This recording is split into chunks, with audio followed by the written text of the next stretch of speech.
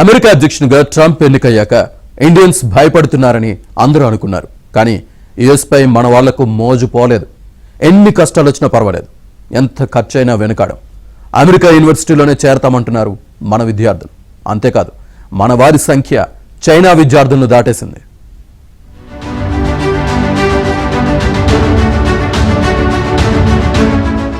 చదివితే అవకాశాల స్వర్గం అమెరికాలో చదవాలనుకుంటున్నారు భారతీయ విద్యార్థులు. బీటెక్, ఎంటెక్, పీజీలు చేసిన ఎంఎస్ చేయడానికి డాలర్ల దేశం వెళ్లాల్సిందే అంటున్నారు. ఇప్పుడు స్టూడెంట్స్ అంతా యుఎస్ బాట పడుతున్నారు. అపరిమిత స్వేచ్ఛ, డాలర్ డ్రీమ్స్ మన విద్యార్థులను అగ్రరాజ్యం బాట పట్టిస్తున్నాయి.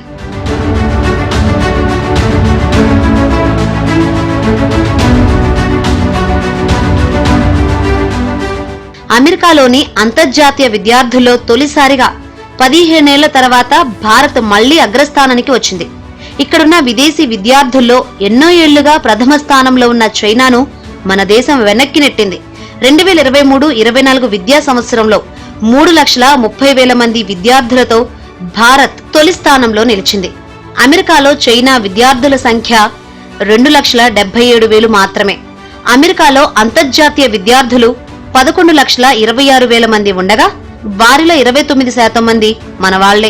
యుఎస్ కి వెళ్లే చైనా విద్యార్థుల సంఖ్య 4% తగ్గింది.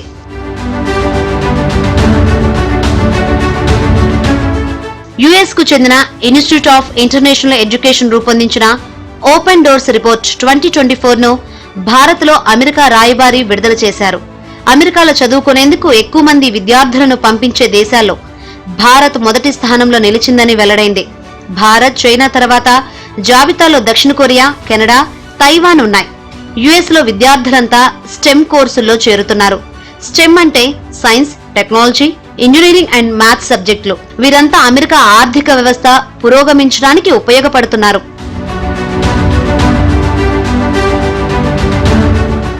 అమెరికా వెళ్లే భారత పట్టభద్రుల సంఖ్య 2022-23తో పోలిస్తే 23% పెరిగి దాదాపు 2 లక్షలకు చేరుకుంది. అండర్ గ్రాడ్యుయేట్స్ సంఖ్య 13% పెరిగి 36,000కు చేరింది. అమెరికాలో చదివితే వీలైతే యుఎస్ లో, లేకపోతే ఎక్కడో ఒక చోట సెటిల్ అవ్వొచ్చని భావిస్తున్నారు. యుఎస్ లో ఎడ్యుకేషన్ ప్రాక్టికల్ గా, ఇండస్ట్రీలో పనిచేసేందుకు ఉపయోగకరంగా ఉండడంతో ఇటువైపే మొగ్గు చూపుతున్నారు.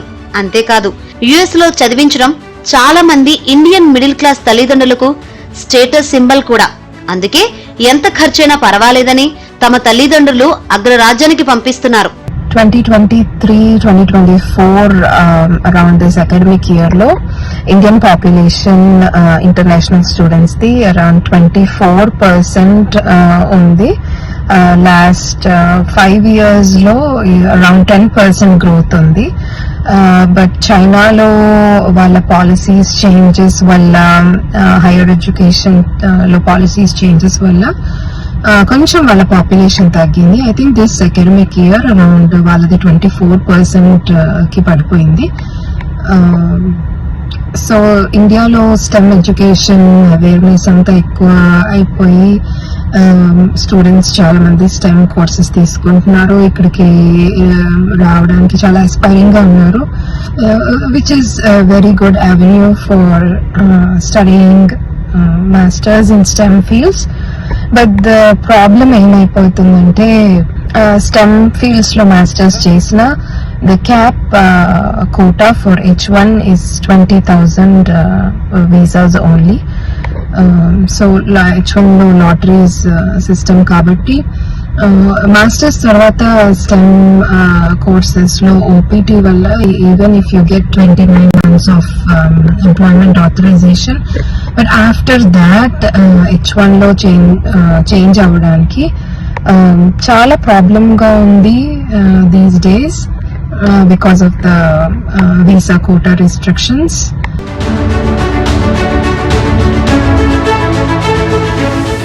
అమెరికాలో చదువు పూర్తయిన తర్వాత తాత్కాలికంగా ఉద్యోగాలు చేసుకునేందుకు ఆప్షనల్ ప్రాక్టికల్ ట్రైనింగ్ ఓపీటీ ఇస్తారు.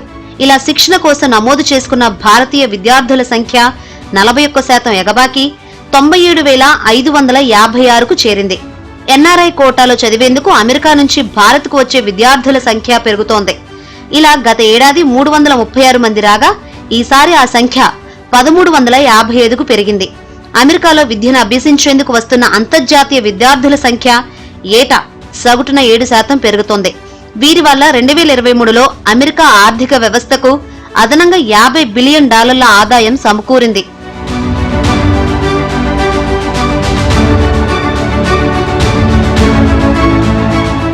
హై స్కిల్డ్ ప్రొఫెషనల్స్ కి గ్రీన్ కార్డులు ఇస్తామని ట్రంప్ ప్రకటించడం మన వారిని బాగా ఆకర్షించింది. చైనాపై ఆయన వ్యతిరేకత డ్రాగన్ కంట్రీ విద్యార్థులను నిరాశపరుస్తోంది. సెన్సిటివ్ ఫీల్డ్లోకి చైనా విద్యార్థులకు ఎంట్రీ లేదని ట్రంప్ స్పష్టం చేయడం వారికి మింగుడు పడడం లేదు. అమెరికాకే కాదు, గత ఏడాది యూకే వెళ్లిన భారతీయ విద్యార్థుల సంఖ్య 39% పెరిగి 1,70,000కు చేరింది. ఇక్కడ కూడా చైనాను మన వాళ్లు దాటేశారు. విదేశాల్లో సెటిల్ అవ్వడానికి మన వాళ్లు ఆసక్తి చూపుతున్నారు.